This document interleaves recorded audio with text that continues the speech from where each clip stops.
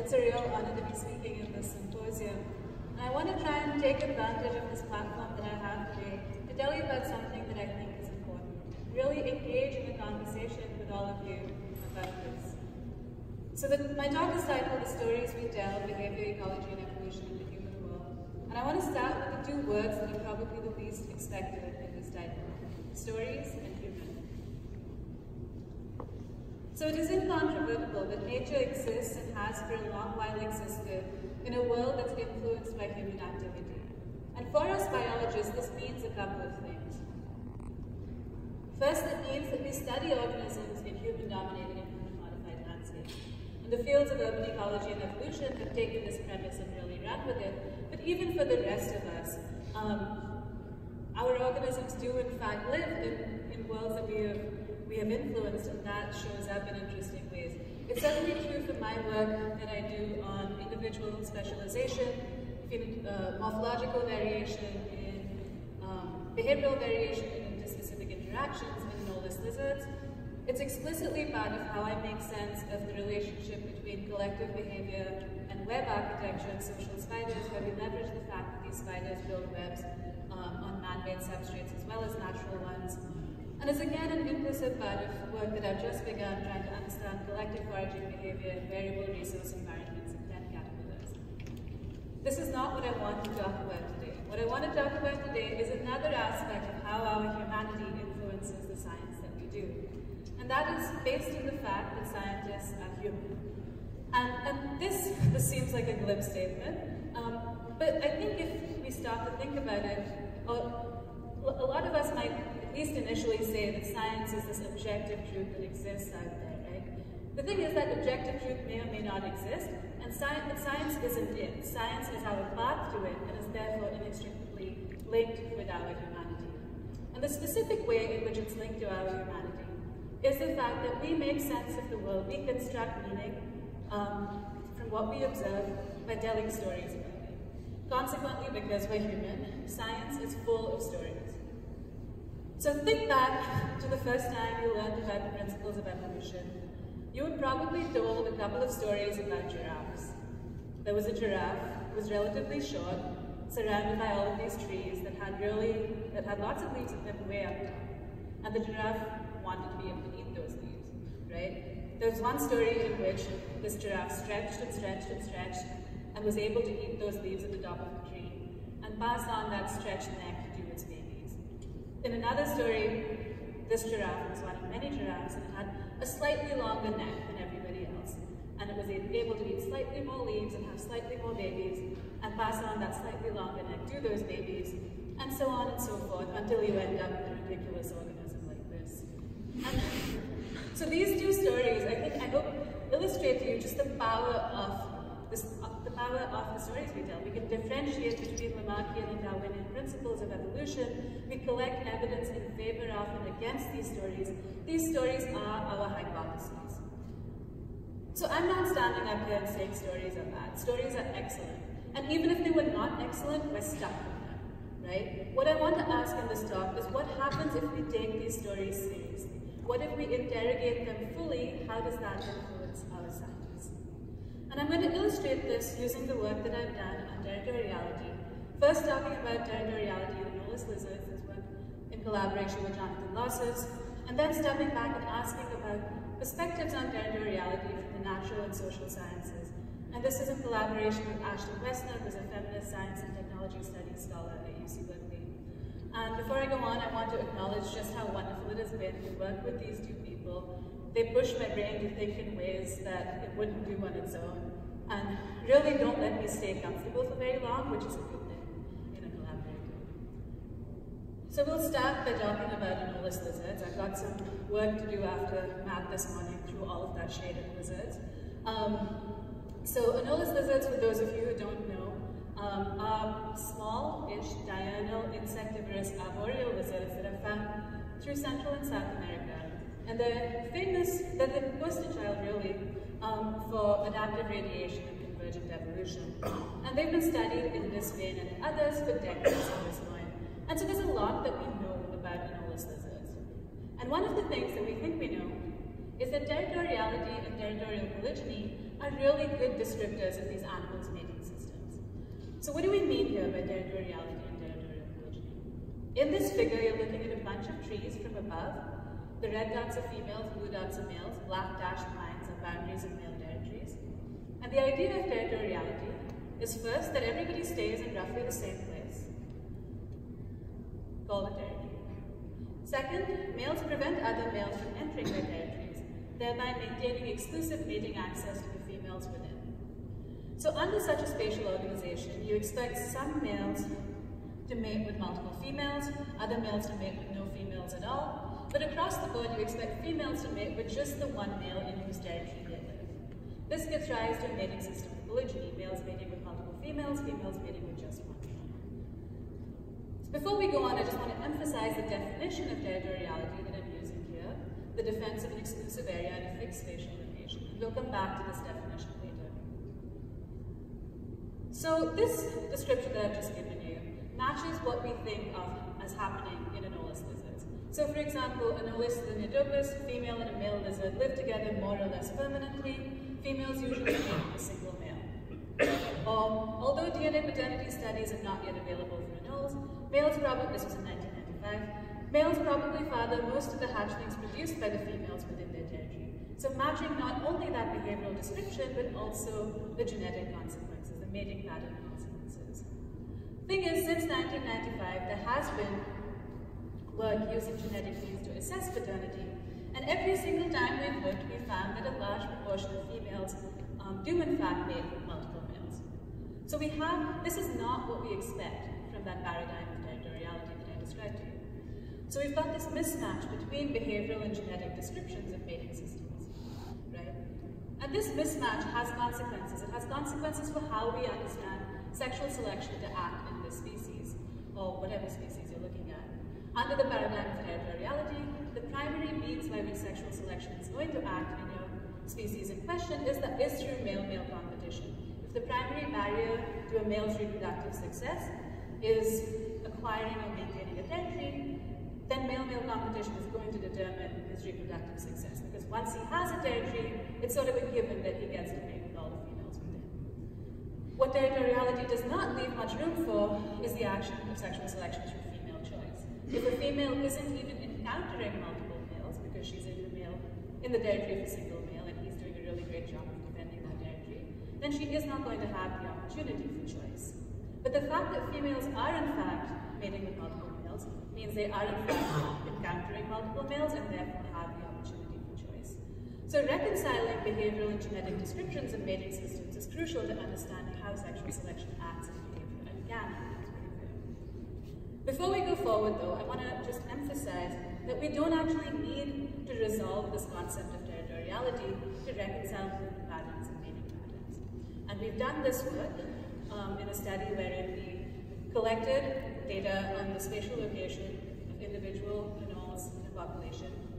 We constructed a mathematical model to use turn these spatial location data into probabilities of occurrence among individuals. Then you can step back and ask, okay, how many males are the females in this population encountering? Turns out that you can estimate readily that a large proportion of them encounter multiple males. So we have, and then using these data, you can ask questions about sexual selection. So you can achieve this reconciliation and continue to study sexual selection without resolving the question of territoriality. But what I'm talking about today is that question of territoriality. Why is it that we came to believe this? Where did this idea of territoriality come from, and how did it take hold? So to do this, I reviewed 106 papers and book chapters published between 1933 and 2016, and really tried to trace the trajectory of this research, understanding, as I just said, where territoriality came from. And I'm going to give you just the highlights of this paper. So let's start at the beginning with Noble and Bradley, who did the very first study on mating behavior in lizards, sort of formally.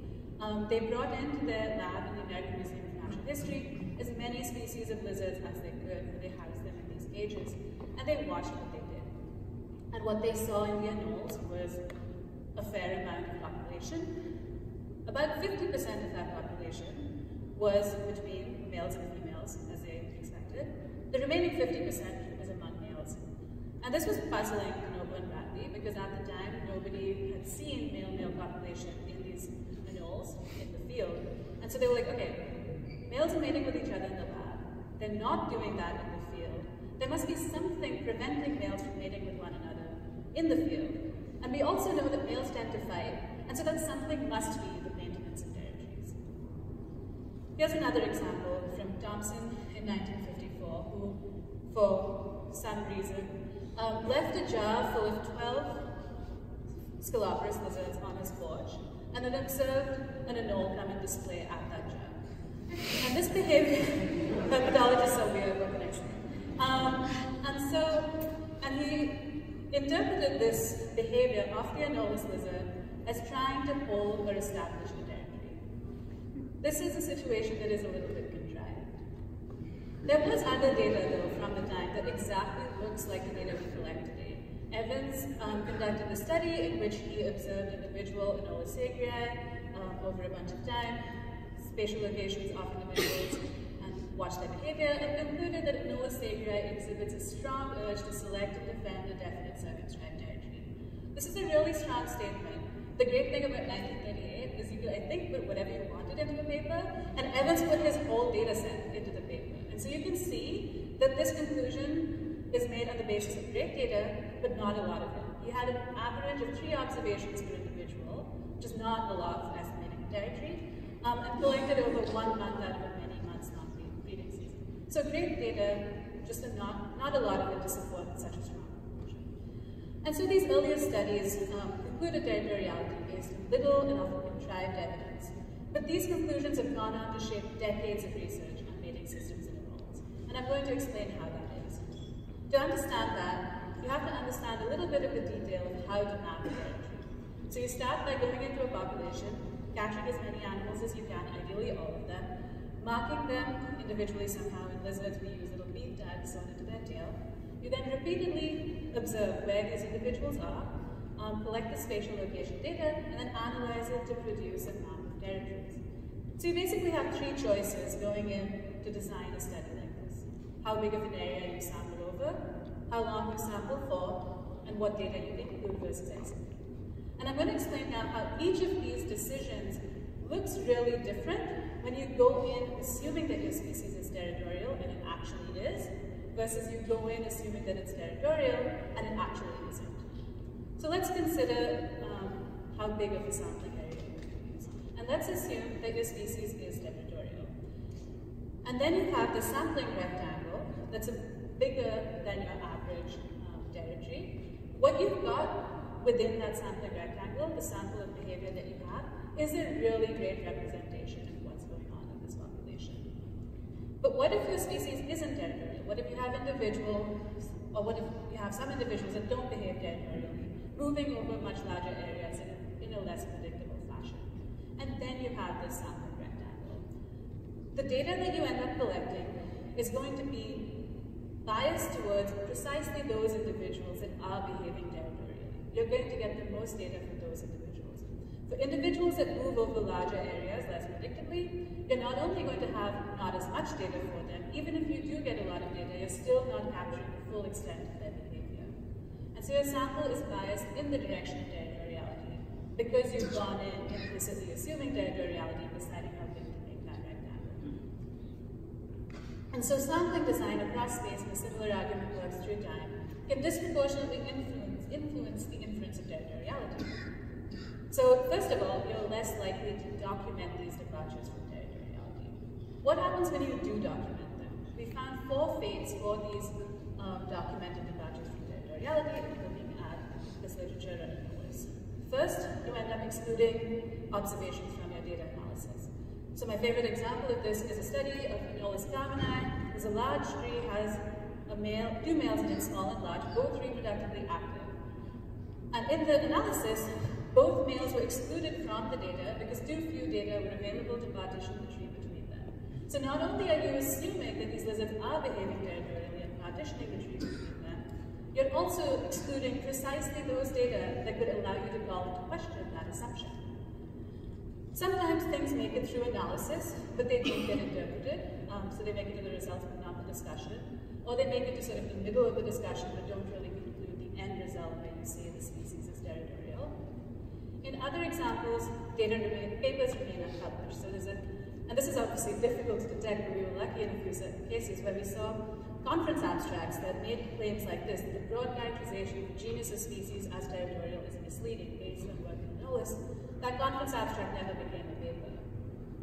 And finally, even if it does become a paper in which you say that the species of Anolis is not territorial, it's still described as an exception to the rule of Anolis territoriality. So the upshot of all of this is that basically at this point, given the trajectory of research that we've had on Anolis territoriality, we don't know and simply cannot yet know if Anolis lizards are territorial or not. We simply haven't compared, we haven't tested the hypothesis, we haven't interrogated that story in a way that would allow us to say this. But I want to step back for a second and say, what if you don't care about Anolis at all? Is there anything that you can learn from this? I think there are a couple of things. First, this erratic and contingent research trajectory on mating systems is not likely to be restricted to Anolis lizards. That initial motivation for doing this work, that discrepancy between behavioral and genetic descriptions of mating systems, is one that's really widespread. Even in the poster child of territorial polygyny, the red-winged blackbird, you see these discrepancies. And I'm not saying that these discrepancies are going to always be caused by things like this. There are a whole bunch of other reasons why you could see those, but this is at least worth pondering why we think that the behaviors that we know these animals to be doing, like where those are coming from. More generally, I think paying attention to mismatches between different types of data can be illuminating, and it's really worth thinking about how it is that we know what we know. I'm not done talking about territoriality, though. I said I'd come back to the definition, and here we are. So the most common response that we get to this work basically says that your definition of territoriality is too strict. And this can be true. There are lots of other ways that people define territoriality. And this definition is one of the most strict ones.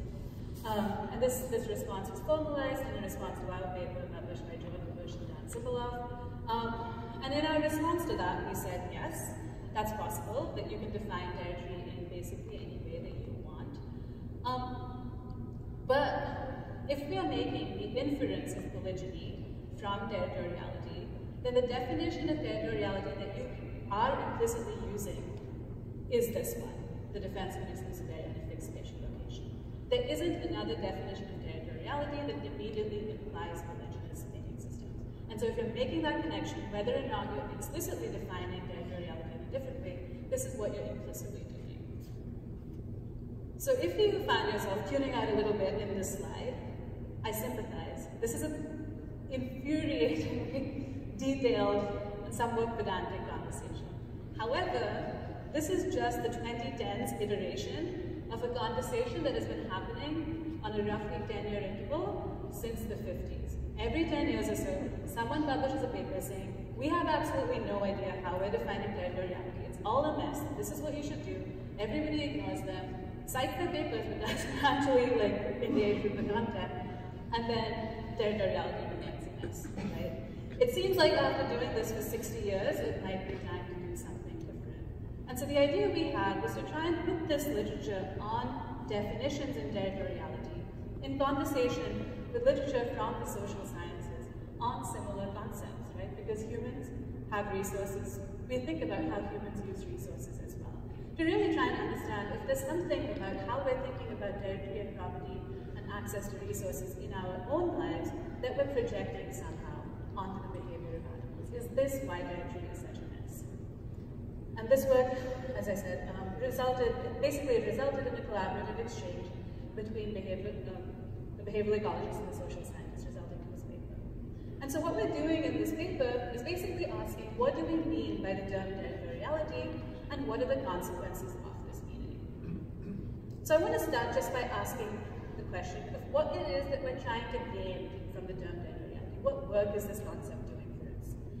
It is a really powerful story. It's a really great hypothesis for the evolution of behavior because it allows us to link a whole bunch of different aspects of an animal's behavior under a single framework. You can think about communication, movement, social interactions, resource acquisitions, and both types of survival and reproduction under a single frame in a way that is consistent with natural selection. This is a great story. So what's the problem? We want to be, as behavioral ecologists, we want to be doing all this. We want to be understanding all of this. So what's the problem? The problem arises when this story of territoriality gives us expectations for what our animals should be doing that are different from what they're actually doing. And this critique of territoriality is also not new. In what is my absolute favorite paper ever, we'll get there in a second, sorry, I forgot about that. Basically, this is a difference between what should be and what is, right? This is the problem I'm contending with here. And this critique is not a new one. In this paper, John Emlyn, it is a delightful, delightful rant. I will read out the whole thing to you, it's so good. It's a letter to the editor of IBIS, in which I wanted to read it out, and then my lab mate said, no, you can't actually do that in this talk. So it's a letter to the editor of IBIS in response to an issue that's all about animal territoriality. And John Emlyn basically makes the case that what is happening in this study is that the study of natural phenomena, what these birds are actually doing, is ending up being subordinated to the study of this intellectual creation of territoriality, and that this is a problem. He's picking up on that difference between what should be and what is. And now if you go to a social scientist who thinks about property and land use and resources and so on, and talk about this difference between what should be and what is, it brings up a familiar thing. It brings up the difference between what we talk of as property and what we talk of as access. So imagine, and this is encapsulated in this picture here, between the difference between what should be happening, which is no trespassing private property, and what is actually happening, which is this person jumping over a barbed wire fence. If you are concerned about the fate of, say, a deer in the inside of this land, if you pay attention to what should be, you're not going to be worried at all. If you pay attention to what is, you're going to be worried about whether that deer is going to make it, right? And this has been theorized in a paper in which these authors basically define access as the ability to benefit from things, and contrast this to property by saying, by focusing on ability rather than rights, as in property theory, this formulation of access brings attention to a wider range of social relationships that can constrain or enable people to benefit from resources. So again, property is what should be, access is what is.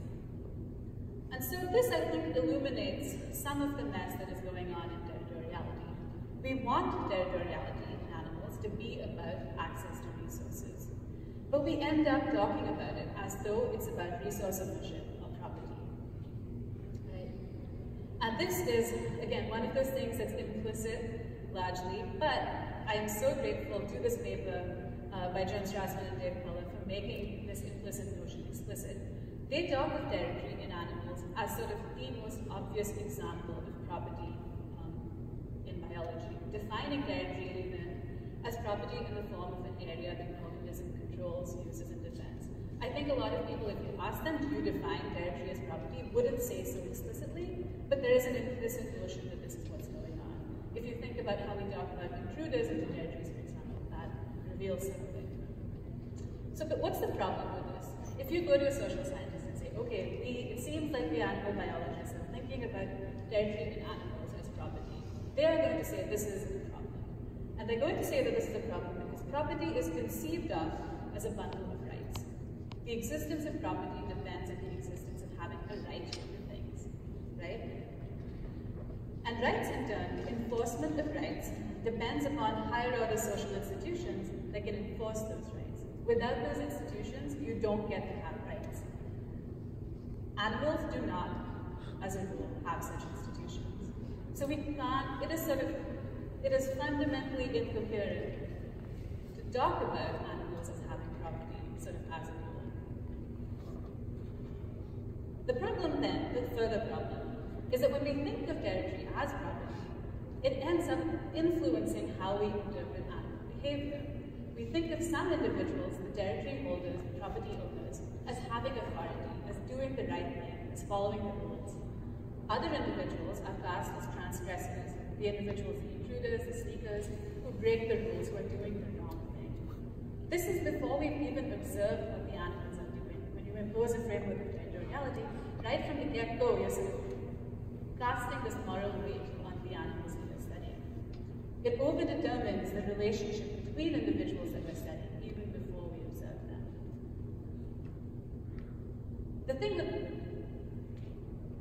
And this, I think, is a problem. However, all of the things that we want to be doing with territory, we can be doing with access without running into a lot of these problems. Access retains an empirical focus on the issues of who does and who does not get to use what, in what ways, and when, that is in what circumstances. This is a much more complicated story, but it's one that helps us stay in the land of what is. It obviates that framing of authority and transgression. It still lets us think about communication and movement and resource acquisition and fitness and all of these things. It matches some of our existing language and thought. We do already talk about access, access to resources, access to things, and so on. And finally, though, and I think most importantly, it really forces us to think about interactions. It doesn't let us get away with saying that we know what the interaction is before we actually observe it. And so the upshot of this paper is that framing our research on animal behavior through the lens of access and really thinking critically about how access is different from property can help us to avoid the trap of what should be. And this has emerged from really paying attention to what social scientists have theorized about the differences between these two formulations. And more generally, what I hope to have been able to convince you of in this talk, using the example of territoriality, is a kind of power that stories hold. And this power is really useful, and it can also be really consequential. And I'm sure what I hope that all of you will do is to think back to whatever it is that you've studied and say, okay, what's the story that we're telling about this thing that we studied? What are the consequences of that story? So what I hope you take away from this talk is that we're human, we tell stories, we're stuck with that, it's okay. And that part of making it okay is really starting to poke at the stories that we tell, really starting to ask what are the consequences of them. And that if we do so, we're going to have to get comfortable with nuance in these stories, disagreement about these stories, and get okay with the fact that these stories are going to change. With that, I'd like to thank a lot of the people who have had conversations with me about all of this work. Special shout out to Yoel Stewart and Nick Herman. We were doing fieldwork together a little while ago, and as we were catching buzzards, I was like telling them this whole story of this talk, and they were very patient with me. Thanks also to all of the institutions that have supported me in my work as I've been doing, also thinking way too much about territoriality. And thank you all for your attention.